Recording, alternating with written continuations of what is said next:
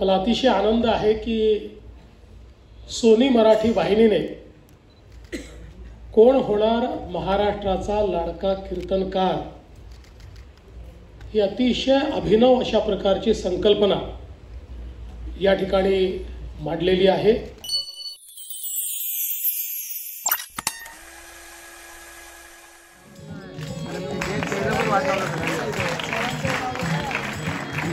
अच्छा,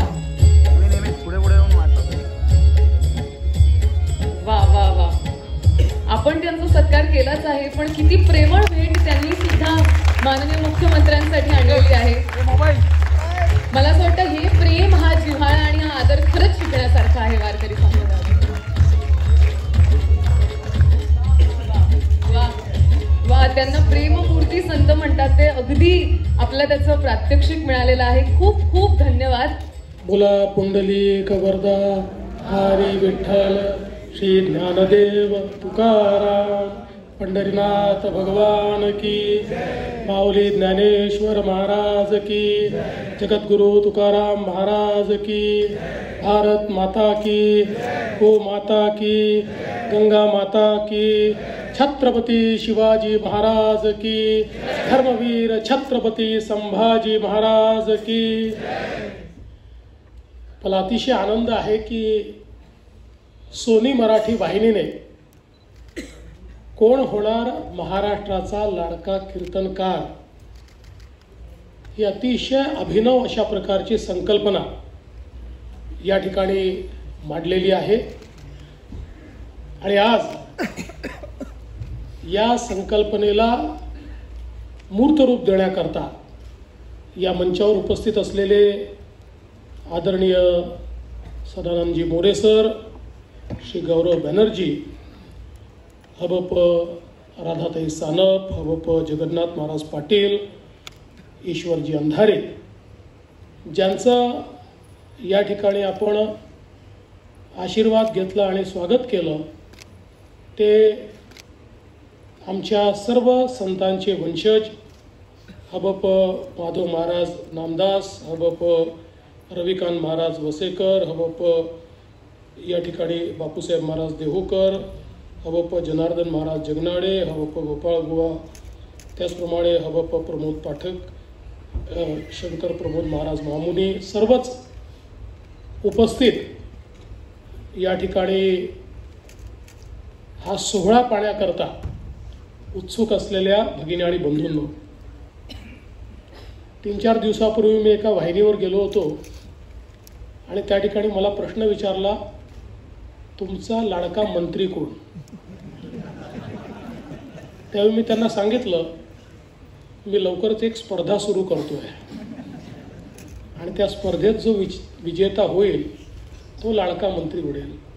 पण मला त्यावेळी ही कल्पना देखील नव्हती की इतका सुंदर कार्यक्रम सोनीने आयोजित केलेला आहे, कोण होणार महाराष्ट्राचा लाडका कीर्तनकार।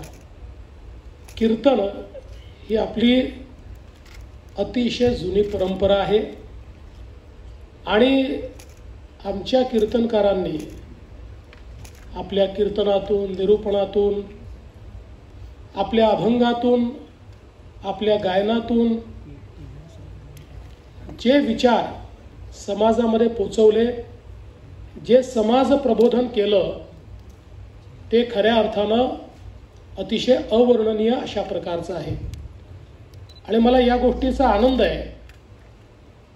अनेक वेळा लोकांना प्रश्न पडायचा की जग इतक्या झपाट्यानं पुढे चाललेलं आहे, आमची ही परंपरा जिवंत राहील का?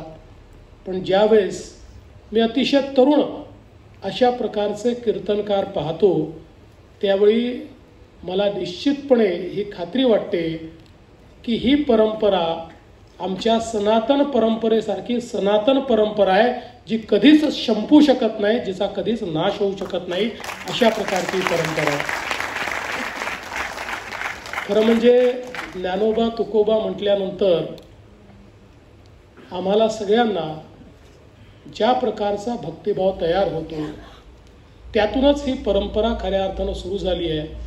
आणि ज्याचा उल्लेख सदानंद मोरे सरांनी या ठिकाणी केला की नामदेव महाराजांनी जे महत्त्व आपल्याला कीर्तनाचं सांगितलं आणि त्यातून ज्या काळामध्ये ही परंपरा सुरू झाली आहे, तशी तर खूप जुनी आहे, पण आमच्या भागवत धर्मातली ही सगळी परंपरा, तो काळ जर आपण बघितला तर आक्रमणाचा काळ होता. मोठ्या प्रमाणात परकीय आक्रमक आमच्या श्रद्धास्थानांना उद्ध्वस्त करत होते, आम्हाला गुलामीत आणत होते, आमच्यावर अत्याचार करत होते. अशाही परिस्थितीमध्ये आमच्या संतांनी आपल्या वारकरी परंपरेतून, आपल्या कीर्तनातून, विचारातून प्रचंड लोकप्रबोधन केलं आणि सामान्य माणसाला त्या ठिकाणी या भक्ती परंपरेशी जोडून कोणत्याही परिस्थितीमध्ये तो निराश होणार नाही, तर त्याच्यामध्ये जगण्याची आणि लढण्याची वृत्ती राहील अशा प्रकारचा प्रयत्न केला. आणि म्हणूनच आपण जर बघितलं तर या संपूर्ण परंपरेशी सर्व प्रकारचे लोक जोडले गेले. 18 पगड जातीचे लोक, महिला, ज्यांना दुर्दैवाने त्या काळामध्ये शूद्र समजलं गेलं, तेही या परंपरेशी जोडले गेले. आणि विठ्ठलाच्या या मांदियाळीमध्ये कोणाची जात नाही, पात नाही, धर्म नाही, भाषा नाही, काही नाही. आपण सगळे वैष्णव एक आहोत, आपण सगळे विठ्ठलाचे भक्त आहोत, अशा प्रकारची एक भावना तयार करण्याचं काम हे आमच्या या संपूर्ण कीर्तनकारांनी केलं. आणि म्हणूनच मला असं वाटतं की तीच परंपरा छत्रपती शिवरायांनी वीरतेमध्ये परिवर्तित केली. आणि याच 18 पगड जातीच्या लोकांना, जे वारकरी देखील होते, जे माळकरी देखील होते, जे टाळकरी देखील होते, जे शेतकरी देखील होते, जे 12 बलुतेदार होते, जे अलुतेदार होते, अशा सगळ्यांना एकत्रित करून त्यांच्यातलं पौरुष जागृत करून देव, देश आणि धर्माकरता त्यांना आव्हान करून स्वराज्याची स्थापना केली.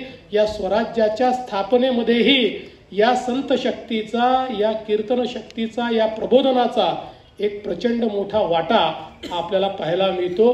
आणि म्हणूनच ही परंपरा एक प्रकारे आमचा अमूल्य अशा प्रकारचा ठेवा आहे की जो ठेवा आम्हाला कुठल्याही परिस्थितीमध्ये त्या ठिकाणी पुढच्या पिढ्यांपर्यंत नेलाच पाहिजे.